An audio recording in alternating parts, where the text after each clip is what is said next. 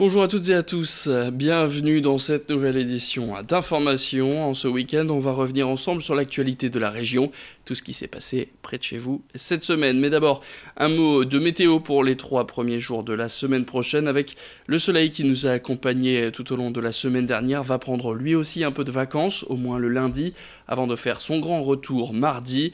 Par contre, elle ne nous avait pas beaucoup manqué, c'est la pluie qui est attendue ce mercredi sur le nord et le Pas-de-Calais. Des perturbations, mais un thermomètre qui continue de grimper. On attend entre 11 et 12 degrés au meilleur des 3 prochains jours, les 3 premiers jours de la semaine prochaine.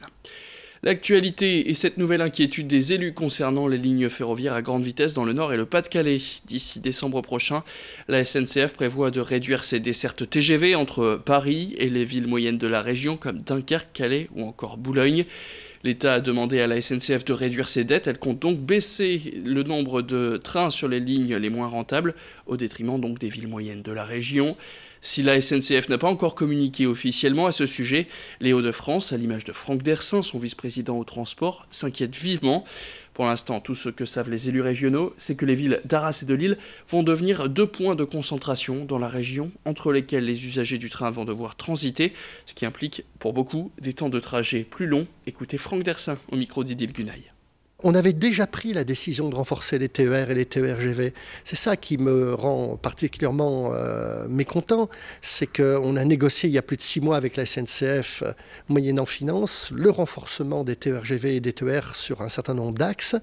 Et derrière, une fois qu'on a renforcé, la SNCF casse tout ce système qu'on a mis en place. On en a marre de dépenser à la place de l'État et de la SNCF. On le fait déjà pour sauver toutes les petites lignes où on paye 85% de la rénovation des lignes qui ne nous appartiennent pas et sur lesquelles on va continuer à payer un droit de passage. Donc il y a des limites au désengagement de l'État. Si on dit oui à tout à chaque fois, on va se faire déshabiller complètement et ça n'est plus possible.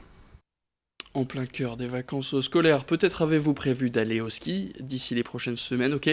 Mais êtes-vous sûr d'être prêt? Les valises sont peut-être presque dans votre coffre, tout comme les chaînes pour les roues, mais vous, êtes-vous bien préparé physiquement? Votre corps est-il prêt à endurer plusieurs heures d'effort? Pour limiter le risque de blessure, il est très important de bien se préparer avant de descendre les pistes.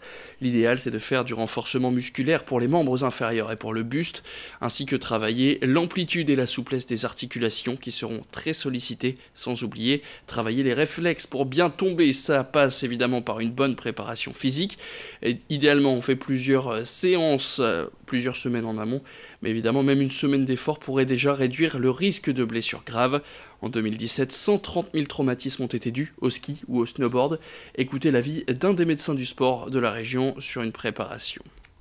C'est souvent oublié des skieurs. La prévention du risque de blessure, la prévention des chutes passe aussi par une bonne hygiène de vie. Alors le sommeil, on le signale également, mais aussi également surtout une bonne hydratation. Donc il faut bien boire de l'eau toute la journée pour bien hydrater ses muscles. Ça a vraiment un impact essentiel en termes de tolérance de l'effort déjà, et puis en prévention des chutes. Alors la vitamine C est un autre grand versant de la diététique à surveiller quand on part au ski, puisque la consommation de fruits doit être augmentée, puisque c'est ces fruits qui vont permettre à l'organisme finalement d'éliminer les déchets en apportant des antioxydants, et la vitamine C est le meilleur antioxydant chez le sportif. Et dans cette édition, on va vous donner aussi des nouvelles du chien Mowgli. Souvenez-vous, il y a quelques semaines, il avait été retrouvé dans un piteux état du côté de Boulogne-sur-Mer. Laissé pour mort et abandonné par son maître, l'animal n'avait pas mangé depuis plusieurs semaines et vivait dans ses excréments. L'animal a depuis été pris en charge par Opal Capture, puis par le centre hospitalier vétérinaire de Lille. Il a été ensuite recueilli par la SPA de Boulogne-sur-Mer et aujourd'hui l'American Staff va mieux. Il a pu reprendre quelques kilos, il n'est pas encore visible du public pour éviter un phénomène de bête de foire, mais il le sera d'ici à 2 mois quand il aura retrouvé toutes ses forces. Quant au propriétaire de l'animal, une plainte pour mauvais traitement a été déposée. Il faut maintenant attendre la décision de justice. Plus d'informations sur cette situation avec Gilbert Pilois, le président de la SPA de Boulogne-sur-Mer, au micro de Corentin Escaillé et Louis Caillé. Après sa récupération, qu'il est en train de faire là et qui est en très très bonne voie, on a le problème du jugement. C'est-à-dire que ce chien est toujours propriétaire de son ancien maître. Même si on l'a retrouvé dans un état cachétique 9 sur 9, quelque part, il faut qu'il y ait une décision de justice, à la fois pour savoir comment son maître va être jugé et ce que l'on va pouvoir faire de l'animal. Animaux toujours, et on parle maintenant d'une idée sortie pour les vacances qui ont débuté le week-end dernier, direction Fort-Mardic et son zoo qui présente de nouveaux animaux comme par exemple Mira, la petite phoque femelle qui a rencontré pour la première fois le public nordiste le week-end dernier. C'était donc le premier jour de réouverture pour ce zoo de Fort-Mardic pour cette saison 2019. Mira qui s'acclimate très bien avec ses 3 autres congénères, 2 femelles et un mâle. Du côté des départs, ils étaient au cœur des débats. Les 2 ours, Dominique et Kiwi, vont quitter le littoral. Ils vont arriver dans les Deux-Sèvres pour finir leur jour. On attend encore plusieurs surprises dans les prochains mois du côté de zoo de Fort-Mardic, de nouveaux animaux dont on ne connaît pas encore l'espèce. Morgane Reylan a rencontré Sophie Lessieux, soigneur animalier au zoo de Fort-Mardic. On l'a déchargé dans nos bassins intérieurs. On l'a laissé tranquille pour la nuit et le lendemain matin, du coup, on a descendu une de nos 2 femelles, la plus âgée en fait, pour faire une mise en contact et voir si tout se passait bien. Ça s'est super bien passé, donc la décision a été prise d'ouvrir les portes, sachant que Mira au Danemark n'avait pas d'enclos intérieur, donc elle est beaucoup plus à l'aise à l'extérieur. Et du coup, on a contrôlé toute la journée, ça s'est super bien passé. Et puis on termine avec ce chiffre, 30% c'est la surface arborée et feuillue dans la ville de Lille, un pourcentage que la municipalité souhaiterait augmenter.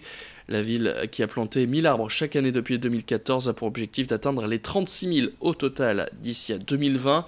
Autre action menée par la municipalité, le développement de parcs et de mini-parcs, de potagers dans les écoles, ou encore la végétalisation de façades pour ceux qui en font la demande.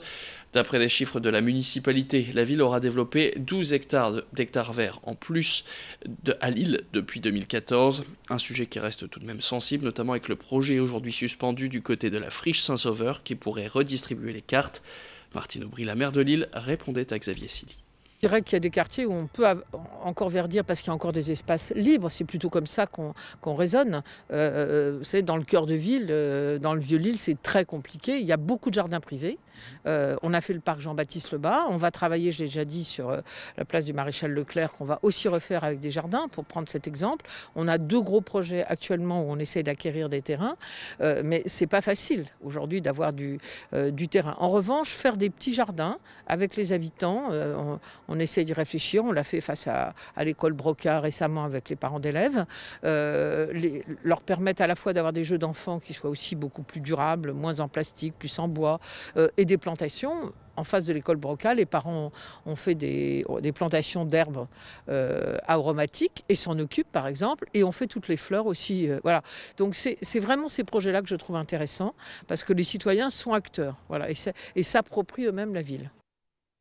Et c'est la fin de cette édition, merci à toutes et à tous de l'avoir suivi. Je vous souhaite un excellent week-end dans notre compagnie.